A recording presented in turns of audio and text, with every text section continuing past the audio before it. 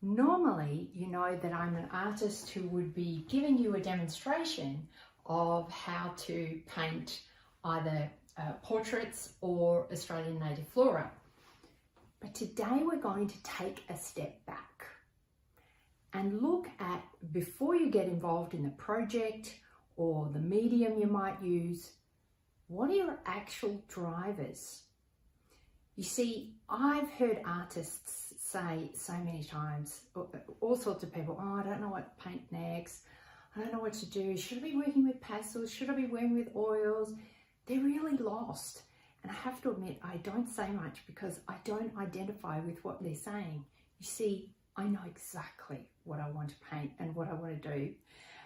There's just so much I can't get to it all because I found my thing, and that energizes me and gives me purpose. And I want you to have that. Now, it may be that you're not even creating the work yourself. I had a phone call from a friend who was saying he wanted to buy a painting and he really loved one of my paintings, and he was also looking at signed copies from masters of, signed prints.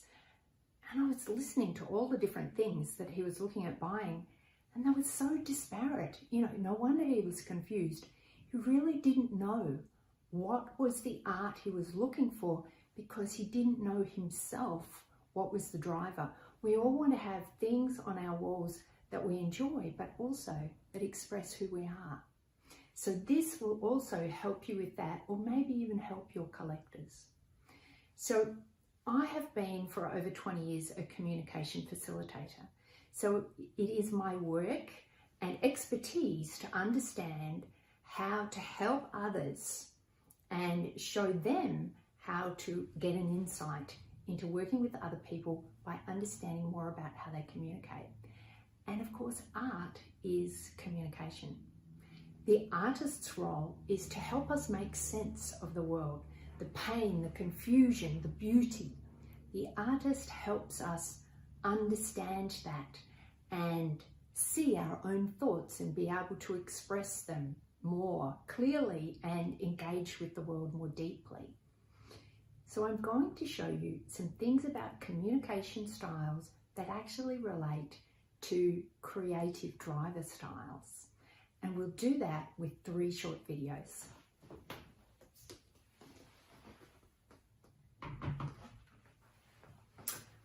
First, today, we're just going to talk about what are the basic parameters that we're looking to understand to get more insight into creative drivers. Then I'll show you the 4 styles that's expressed in. And thirdly, I'll show you how those might shift over time or due to the circumstance that you're in. So today, we're just looking at those parameters that help us see into what's going on.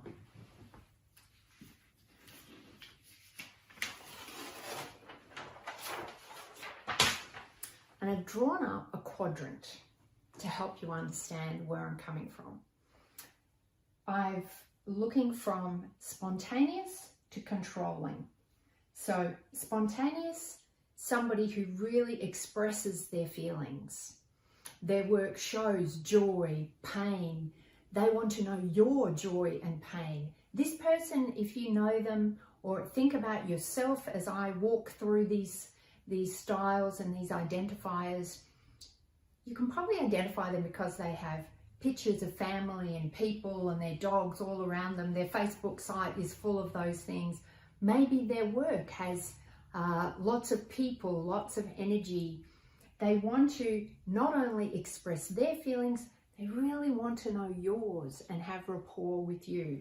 So there's this spontaneous connection through feelings. Controlling is not to do with, being a controlling person. It's to do with more a focus on things and ideas, data versus publicly expressing feelings. So for me, you see that I paint flowers, I paint people, but it's ideas that really excite me. So I paint Australian native flora And many of you know I came to painting as an adult, but I do it in a way that I paint small flowers big so people can see them. That's my thing. It's the idea behind it, right? As well as the love and joy. You see, I looked at, when I first started as an adult just dabbling in art, I, tried some different courses or mediums, and then I really thought about it. What's my thing? When was I happiest? And I was happiest as an undergraduate science student, researching flora and fauna, and also in our family Sunday walks in the Adelaide Hills.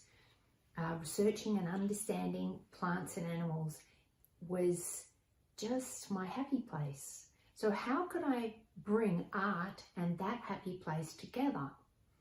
And obviously it was the Australian wildflowers that did that, but further for me, it was painting the small flowers big so people would see them, want to engage with them more, learn more about the plants, use them more in their gardens, so that in Australia we would have less of an emphasis on using introduced and exotic species and work with our own species. So there's a lot for me to do with ideas. Now you may have issues that are really important to you, and maybe you could bring those together. And I have seen artists, again, be lost, not sure what their thing is, and then find environmental issues are really speaking to them. And that helps give purpose to what they're doing. So for me, I'd go for walks in the Botanic Gardens. I lived nearby, I love the gardens. But everything changed when I decided to paint Australian natives, because then I would go with purpose. Then I would go, quickly, I've got to go this week because a certain plant could be flowering. The noble caper could be having its moth, should be coming through at this time of year in Melbourne, and it could be landing on the bush and I might be able to capture it. Right, so I have this specific purpose now that has made me hunt flowers all over the country and have trips specifically to find them and see them when they're in bloom. And it's so exciting and engaging. And I was so aware of it because I found myself at the gardens thinking, yeah, right, I used to just come here for a walk, but now it's exciting. So when you find that driver, then that's when you find the spark. So between expressing feelings and more focus on things and ideas, to tell or ask. Now along this axis here, we've got the work that tells a message. So think of somebody who's wanting to tell you about their passion for not having animal cruelty. Joe Fredericks does magnificent paintings that actually show the pain and difficulty to shock you to see the message, because these messages might be very opinionated, very direct. They really make a statement. So is there something that you want to really make a statement with your work? Or at the other end of that continuum is somebody who is cautious about sharing opinions publicly, and they more ask. And we've all had the experience of going to a gallery and reading the little plaque, museum plaque of information at the side, because we want to know what's the artist trying to tell me, right? I want to know the idea that they were trying to get across. But some will say, or you've seen the artist talk where they say, oh no, I just, I leave that for people to make their own assessment. I've done enough creating the work. They can make their own decision about that. They are asking people to look within themselves and engage with what they see in the work, because that is for them the really significant impact. The person experiencing it themselves rather than telling them what to experience. So there's no right or wrong in any of this, obviously. It's just a matter of asking yourself, as I've been talking, you'll be thinking, yeah, okay, I know. Something will be resonating with you, maybe about the work you love or issues in your life that you hadn't thought to bring together with art, right? That say something about you. So you can see how it's just as relevant for collecting artwork, because does it say something about what's important to you and express more to the world, more about who you are, and help you process those thoughts yourself? Because that's what art gives us, that moment of clarifying and reflecting on our own values and what's important to us in life.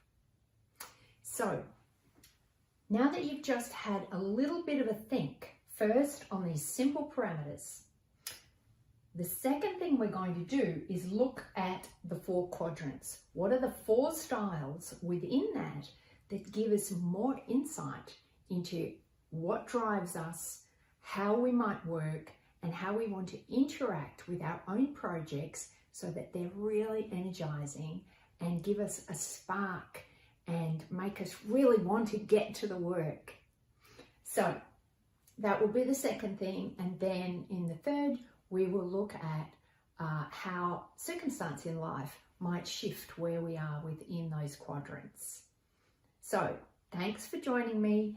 I hope that you've enjoyed just beginning that thinking about getting further insight into your own creative driver styles. I look forward to seeing you for the second video. If you've enjoyed this, please subscribe and follow me as we go through this journey, helping you tap in to what energizes